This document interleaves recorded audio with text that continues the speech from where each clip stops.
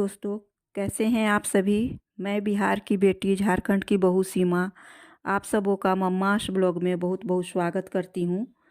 दोस्तों, 2024 में बैकुंठ चतुर्दशी किस दिन है और इसका क्या महत्व है, इसकी पौराणिक कौन सी कथा है जिसको सुनने और पढ़ने से कहते हैं मात्र से बैकुंठ लोक की प्राप्ति होती है, और इसका शुभ मुहूर्त क्या है। इस दिन कुछ शुभ योग भी बन रहे हैं, जो सभी बातें मैं आप लोगों के साथ शेयर करने आई हूँ। तो आइए जानते हैं।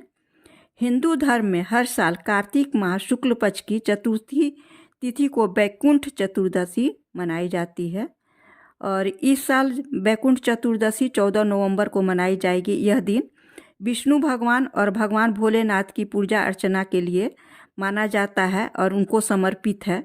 धार्मिक मान्यताओं के अनुसार बैकुंठ चतुर्दशी के दिन विष्णु जी और शिव जी की पूजा करने से सभी को स्वर्ग की प्राप्ति होती है, जो भी इस दिन पूजा अर्चना करते हैं।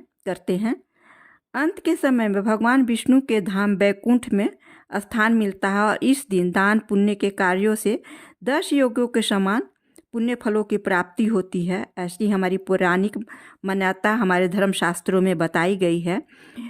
बैकुंठ चतुर्दशी मात्र ही एक ऐसा दिन है जब शिव जी को तुलसी और विष्णु जी का बेलपत्र अर्पित किया जाता है।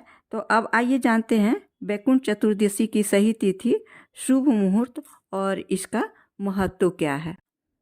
हिंदू पंचांग के अनुसार कार्तिक माह शुक्ल पक्ष की चतुर्थी तिथि का आरंभ 14 नवंबर को सुबह 9:43 पर होगा, और अगले दिन 15 नवंबर को 2024 को शाम 6:19 पर समाप्त होगा। इसीलिए बैकुंठ चतुर्दशी 14 नवंबर को मनाई जाएगी। बैकुंठ चतुर्दशी पर कौन से शुभ योग बन रहे हैं वो भी जान लीजिए। इस साल 3 शुभ योगों में बैकुंठ चतुर्दशी मनाई जाएगी। इस दिन सिद्धि योग, स्वार्थ सिद्धि योग और रवि योग का निर्माण हो रहा है। स्वार्थ सिद्धि योग बन रहा है 6:35 पर से 12:43 पर सुबह में, और 15 नवंबर को समाप्त हो रहा है। और रवि योग हो रहा है 6:35 से 12:33 तक, 15 नवंबर तक। बैकुंठ चतुर्दशी का महत्व क्या है। बैकुंठ चतुर्दशी के दिन विष्णु जी और शिव जी की पूजा अर्चना की जाती है। इस दिन भगवत गीता और श्री सूक्त का पाठ किया जाता है। मान्यता है कि विष्णु जी के मंत्र और स्तोत्र का पाठ करने से साधक को बैकुंठ धाम की प्राप्ति होती है। यह भी माना जाता है कि इस दिन विष्णु जी कमल के फूल से पूजा करने से वो प्रसन्न होते हैं और भक्तों पर अपना आशीर्वाद बनाए रखते हैं। ये सुनते हैं इसकी सबसे पहली कथा। पौराणिक मतानुसार एक बार भगवान विष्णु देवाधिदेव महादेव का पूजन करने के लिए काशी आए। वहाँ मनिका कर्णिक घाट पर स्नान करके उन्होंने 1000 स्वर्ण कमल पुष्पों से भगवान विश्वनाथ का पूजन का संकल्प लिया। अभिषेक के बाद जब वे पूजन करने लगे तो शिव जी ने उनकी भक्ति की परीक्षा के उद्देश्य से एक कमल पुष्प कम कर दिया। भगवान श्री हरि को पूजन की पूर्ति के लिए 1000 कमल पुष्प चढ़ाने थे। एक पुष्प की कमी देखकर उन्होंने सोचा, मेरी आंखें भी तो कमल के समान ही हैं, मुझे कमल नयन और पुंडरीकाक्ष कहा जाता है। यह विचार कर भगवान विष्णु अपनी कमल समान आंख चढ़ाने को प्रस्तुत हुए। विष्णु जी की इस अगाध भक्ति से प्रसन्न होकर देवाधिदेव महादेव प्रकट होकर बोले, हे विष्णु, तुम्हारे समान संसार में दूसरा कोई मेरा भक्त नहीं है। आज की यह कार्तिक शुक्ल चतुर्दशी अब बैकुंठ चतुर्दशी कहलाएगी, और इस दिन व्रत पूर्वक जो पहले आपका पूजन करेगा उसे बैकुंठ लोक की प्राप्ति होगी।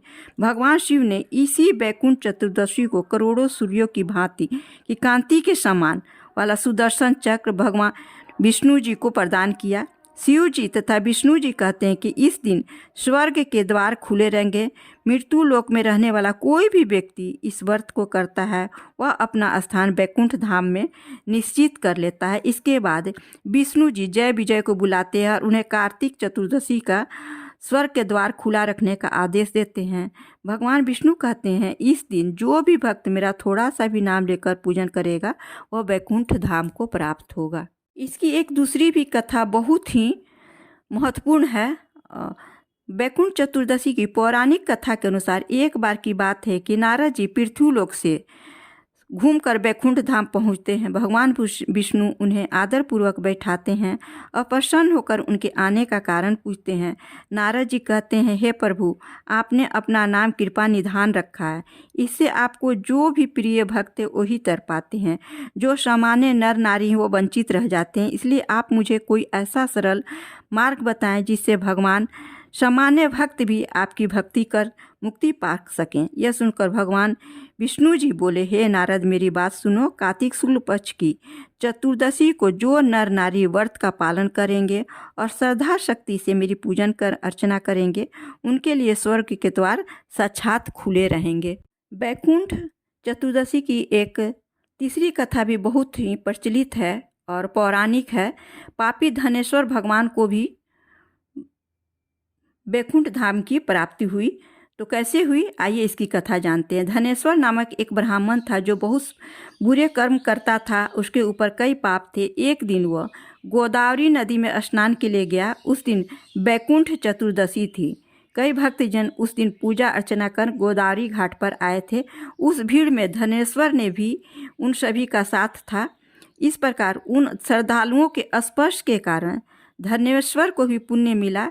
जब उसकी मृत्यु हो गई तब उसे यमराज लेकर गए और नरक में भेज दिया। तब भगवान विष्णु ने कहा, यह बहुत पापी है, पर इसने वैकुंठ चतुर्दशी के दिन गोदावरी स्नान किया और श्रद्धालुओं के पुण्य के कारण इसके सभी पाप नष्ट हो गए, इसलिए इसे वैकुंठ धाम मिलेगा। अतः धनेश्वर को भी वैकुंठ धाम की प्राप्ति हो गई। वैकुंठ चतुर्दशी व्रत की ये पौराणिक कथाएं पढ़ने सुनने मात्र से ही वैकुंठ लोक की प्राप्ति होती है।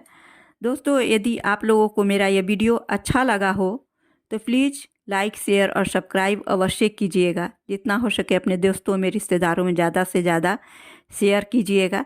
धन्यवाद। फिर मिलती हूँ एक नई जानकारी, एक नई पर्व त्यौहार के बारे में विशेष जानकारियाँ लेकर। तब तक अपना ध्यान रखिए, अपनों का ध्यान रखिए। धन्यवाद।